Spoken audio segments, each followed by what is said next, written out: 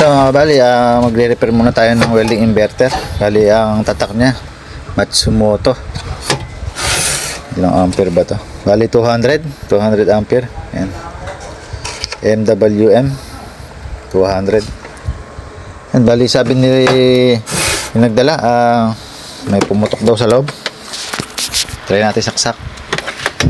Saksak muna tayo ng ating test valve. Test valve muna tayo. Ito, saksak ko na. Milaw. Ayun. Nag-blinking lang. Ayan ang pala ang problema niya. Walang blower. Blinking siya. Sa supply na may problema ito. Tingnan natin kung sa power supply o sa supply papunta sa IGBT. PWM. Ayan, tingnan natin. Baka mamaya may problema lang.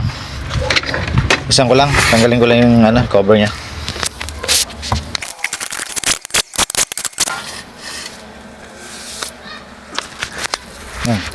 Ito mga kabali, natanggal ko na yung cover niya. Umpisa muna natin sa blower. Kadalasan minsan pag ayaw mandar ng blower, yun ang pinagmumulan. Ito, tanggalin ko muna yung supply ng pan.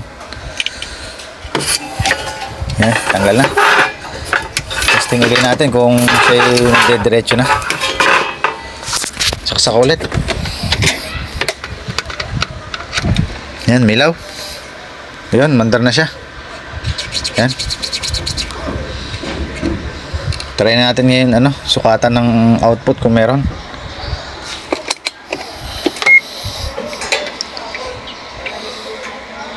Ayan, meron tayo nakukuha 60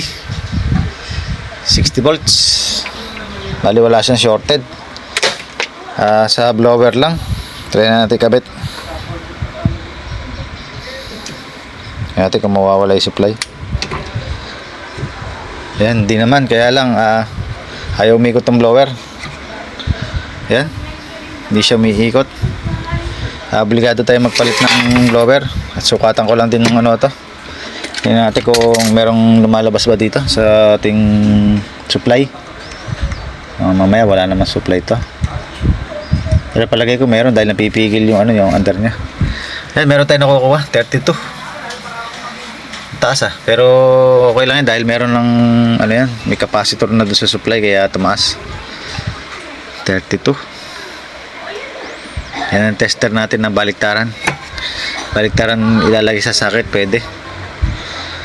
Supply lang naman ng dalawang wire lang to, supply. Kahit magkabaliktad, pwede. Nasukatan natin ng voltage. Bali, nakakontrol naman natin yung yung current nya. Ayan, 211, medyo mataas pa nga, pero okay lang yan. Yan, bali magpapalit lang ako ng blower na 24 volts. Ito, hanap muna ako ng pamalit. Balik na lang ako pagka meron na. Testing muna natin ang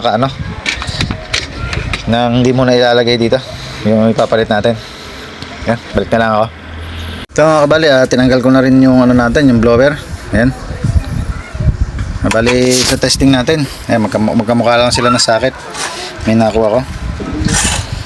Ayan, pagka yung pinaka guide natin nasa gawing kaliwa yung positive, ito yung guide, may kulay na to. Ito yung isang may guide. Ayan, parehas lang. Nasa kaliwa din yung kanyang guide, yung natin, yung positive, yung pula.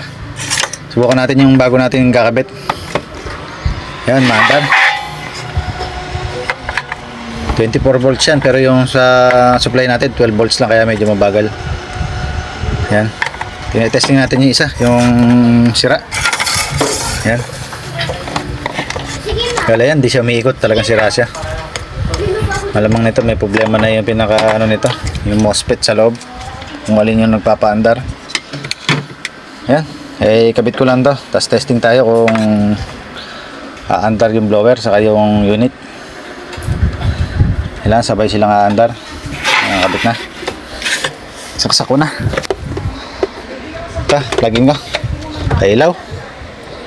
Yan, mandar na, hindi na siya nagbiblink. Ayan, malakas ng blower niya dahil 24 volts na yung kanyang supply. Yan. Kabit ko lang para matesting natin. Balik na lang ako pag nakakabit na ready to testing na sa sa rad kung hindi siya mawawala. Ito mga kabali, tetestingin ko na kung hindi mawawala yung blower saka yung mag-i-spark ba siya. Testingin ko lang.